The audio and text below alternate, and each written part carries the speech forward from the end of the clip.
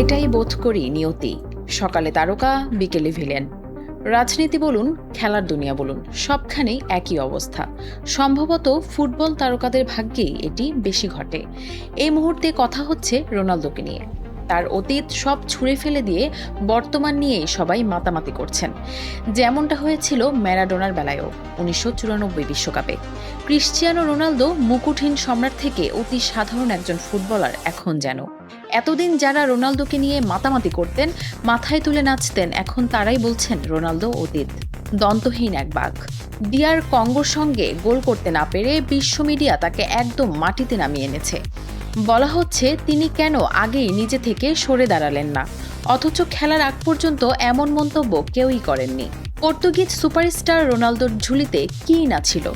তিনি তো একসময় মেসিরও পড়েছিলেন। বিশ্ব মিডিয়ায় প্রতিনিয়ত শিরোনাম হতেন। পর্তুগিজ কোচ রবার্তো মার্টিনেজ ঝুঁকি নিতে চাননি। একদিকে পর্তুগিজ জনগণ, অন্যদিকে কোটি কোটি ফুটবল ভক্ত। সবাই তো রোনালদোকেই চাইছিলেন। মেসির বেলায় বয়স ফ্যাক্টর নয়, কিন্তু রোনালদোকে বয়স আটকে দিয়েছে।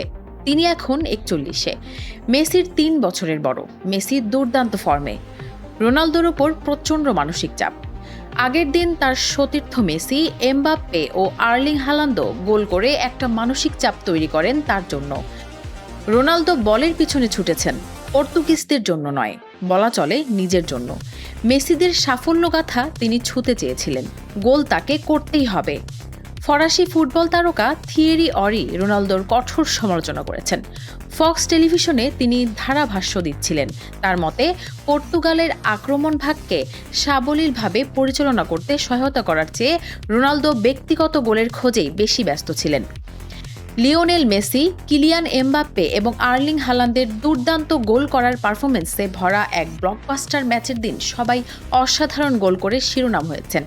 বিশ্বকাপজয়ী ফরাসি তারকা অরির মন্তব্য, কেন যেন মনে হয় রোনালদো মাঠে নেমেছিলেন তাদের সঙ্গে পাল্লা দেওয়ার তীব্র চাপে। এটি খেলার স্বাভাবিক গতি প্রবাহ ও সঠিক সিদ্ধান্ত নেওয়ার ক্ষমতাকেও কিছুটা আচ্ছন্ন করে। অরি আরও বলেছেন, সবচেয়ে গুরুত্বপূর্ণ বিষয় হচ্ছে দয়া করে সবাই ঘরে বসে এটা বুঝুন, দলকে গোল করতে হবে, আপনাকে নয়। কারণ সে একজন খেলোয়াড়, গোল করতে চায় বলে অনেক সময় সে ব্যাকপাসের পথে চলে যায়।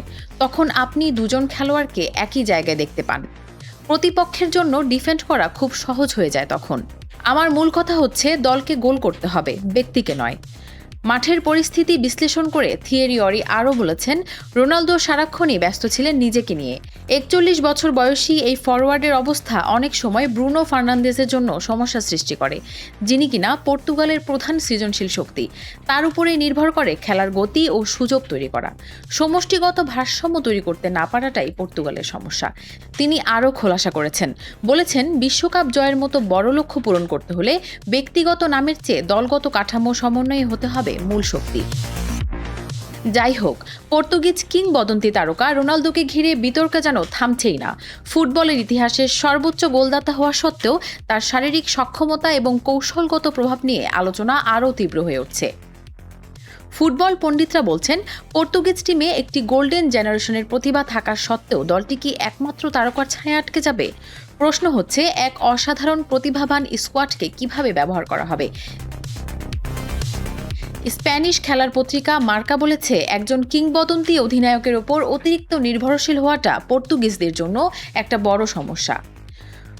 রোনালদো এখন কি করবেন? তিনি কি আবার জ্বলে উঠবেন? সেটা কি সম্ভব? আমরা সবাই জানি ফুটবল গোলের খেলা। গোল নেই, তারকা খ্যাতিও নেই। অন্তহীন সমালোচনার মধ্যে রোনালদো কিভাবে ঘুরে দাঁড়াবেন সেটাই দেখার বিষয়।